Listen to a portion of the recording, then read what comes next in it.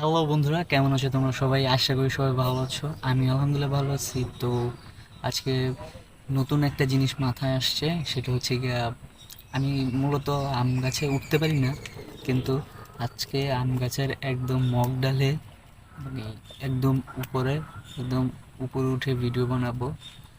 তো তোমরা সবাই দেখতে থাকো। আর ভিডিওটা কেমন হচ্ছে অবশ্যই জানাবা, লাইক কমেন্ট শেয়ার বেশি বেশি করে করবা। So hello. তো বন্ধুরা, আমি এসে পড়েছি আম গাছের একদম মগ ডালে। আর এই যে আম, ও এই যে আম।